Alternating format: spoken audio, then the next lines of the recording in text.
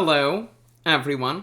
In the last video, we analyzed the game between Kamsky and Shankland, where Kamsky won with a brilliant sacrifice. I want to look at that game in a little bit more detail, just to show you various important ideas. Again, this is the final position. Grandmaster Sam Shankland, one of the top players in the United States, rated over 2700 now, got completely demolished with the London. So I want to spend more time, and maybe this will be a little bit longer video than usual, so you can maybe watch it in 2 sittings, which is possible.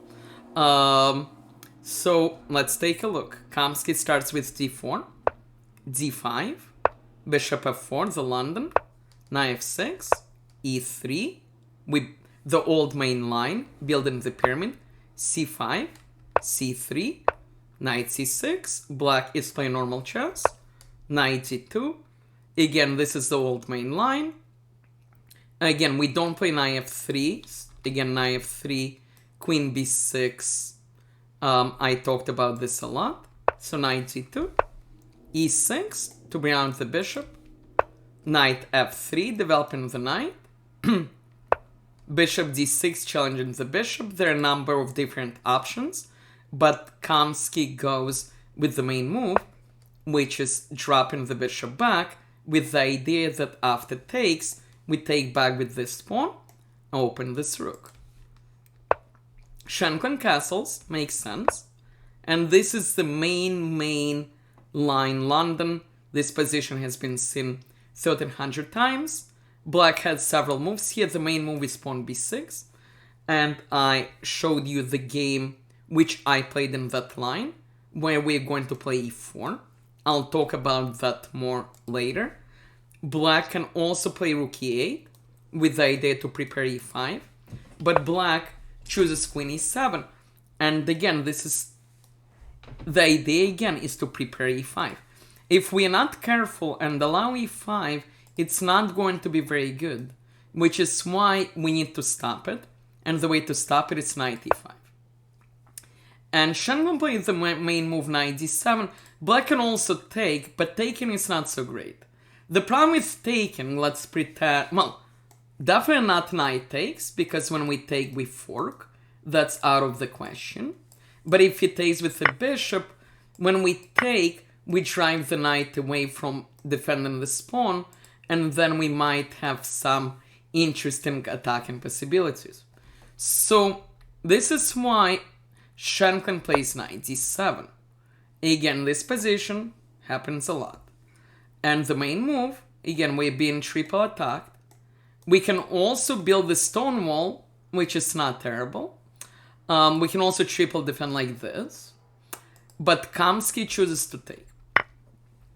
And again, if black makes a mistake and chooses the wrong order, which is what Shankland did, which 30 other people did as well, and they take with the bishop, then we are going to get a very nice attack. And I'm going to actually explain the difference, by the way. So first let's see what happened in the game again. After bishop takes, we're going to take here and take here to drive the queen to c5. And the reason for this is, again, now when we sacrifice and we play here, we can bring the knight with tempo because of this. Let me show you, and by the way, let's go a couple more moves and then we'll come back. So queen h5, king moves, knight e4, tagging the queen. After the queen moved to c4, which is logical, stopping us from castling. Knight g5, threatening a checkmate, but also double attacking this. After black played here again, if here we take and we fork. So after rook d8, queen takes, and queen goes back. I also want to show you a very fun line, because at first it looks like black can play bishop e8, which just stops our attack, it controls the square, the king will run away. But now we get something really, really, really pretty. We check first. Let's solve first. King f8. We check again. King moves here. We check again. He doesn't want to block. We just take. So king d6. And now this is really, really, really fun. We play pawn b3. And the reason we play pawn b3 is we're trying to get the queen away from this square. By the way, just so that we are aware, queens defend pawns, so black cannot take. So if black is not careful, plays queen c5, he gets mated. This is really pretty, because of the knight and the queen covering both directions. If we go back, black needs to cover this. Again, if he goes somewhere else, which doesn't cover this, he also gets mated. So essentially that leaves g4 and h4. If he plays queen g4, he walks into our queen. So we play knight f7, we win the queen. This is nice. Okay, so he plays queen h4, but now we attack the queen again, and the queen needs to go somewhere, and then we'll win it anyway. Okay, so you can see the rest of the game, which is less exciting, in my previous video, but I want to show you one key distinction.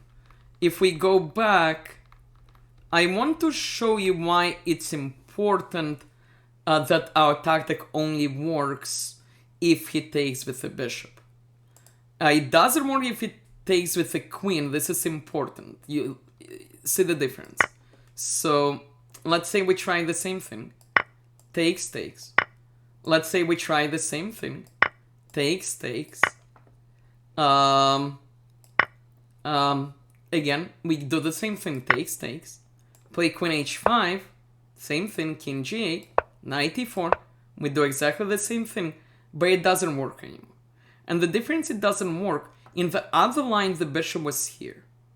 So in the other line, if black played g6, if we took the queen, he would take our queen, we would get that bishop. That's important. Chess is hard. Sometimes one little difference in the position plays a big, big, big role. So now, obviously, we don't want to take. We're just going to be down a piece. We still can come back. It's interesting how. We play queen g5, saving our queen. We're still attacking this. This king is still in a bit of trouble. The queen needs to save itself, so let's say queen b5 to stop us from castling. Other moves are possible. Okay, but now we can force a draw. We play knight f6. Again, he can't go here, he gets mated in one move. So he goes king g7, and now we repeat. We check, and again, he doesn't want to go here, he'll get mated now in two moves.